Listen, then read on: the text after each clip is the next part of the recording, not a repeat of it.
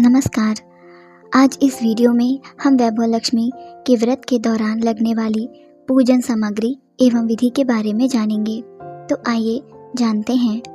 मातेश्वरी वैभव लक्ष्मी का यह व्रत अत्यंत सरल, सुगम तथा आडंबर रहित होता है। जिस प्रकार महिलाएं शुक्रवार को संतोषी माता का अथवा रविवार को सूर्य देव का व्रत रखती हैं, उसी प्रकार अत्यंत साधारण रूप से यह व्रत किया जाता है। पूजा करने के लिए जहाँ तक पूजन सामग्री का प्रश्न है, धूप, दीपक, गंगा जल अथवा साधारण पानी, प्रसाद के रूप में चंद बतासे और लाल रंग के थोड़े से फूल ही पर्याप्त रहते हैं। श्रद्धा और सामर्थ्य होने पर लाल गुलाब के फूलों की माला, मिठाइयों, फलों अथवा पंजीरी का प्रयोग भी प्रसाद के रूप में कर सकती हैं। कुछ महिलाएं शुद्ध चांदी की बनी लक्ष्मी की मूर्ति और सोने के आभूषणों का प्रयोग भी पूजा में करती हैं। वैसे वस्तुओं की मात्रा और उनके मूल्य से व्रत की सफलता में कोई अंतर नहीं पड़ता। मातेश्वरी वस्तुओं को नहीं, व्रत धारक की भावना और श्रद्धा को देखती हैं। जिस दिन से व्रत आरंभ करें, प्रातः काल पूर्व की ओर मुख रख के आसन पर बैठें। आसन पर बैठने के बाद व्रत के दिनों की संख्या का संकल्प लें। पहले शुक्रवार को ही यह संकल्प लिया जाता है। प्रत्येक शुक्रवार को मातेश्वरी की पूजा दोपहर के बाद परंतु सूर्यास्त से पूर्व की जाती है। एक चौकी अथवा पटरे पर लाल वस्त्र बिछाकर उस पर पीतल या कांसे की थाली रखें। पूजन के लिए यंत्र अथवा माता की तस्वीर इस थाली में रखें। सोने का कोई भी आभूषण अथवा चांदी का सिक्का भी इस थाली में रख सकते हैं। पूजन की संपूर्ण सामग्री पटरे के निकट रखकर सबसे पहले आप मातेश्वरी का ध्यान कीजिए। मातेश्वरी की स्तुति करने के बाद मन ही मन अपने प्रयोजन की सफलता के लिए लक्ष्मी जी से प्रार्थना करें। सबसे पहले यंत्र अथवा मातेश्वरी चित्र के सम्मुख घी का दीपक जलाकर रखें।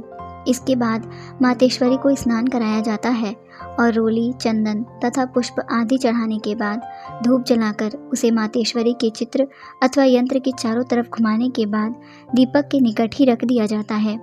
स्वर्ण के आभूषण अथवा चांदी के सिक्के और वैभव लक्ष्मी व्रत कथा की पुस्तकों को भी आप इस प्रकार पूजा कर सकते हैं। पूजा की सभी प्रक्रियाएं करते समय आप मातेश्वरी से प्रार्थना करते रहें। मातेश्वरी, वैभव लक्ष्मी जी, मेरा नमस्कार स्वीकार कीजिए और स्नान का यह जल स्वीकार कीजिए।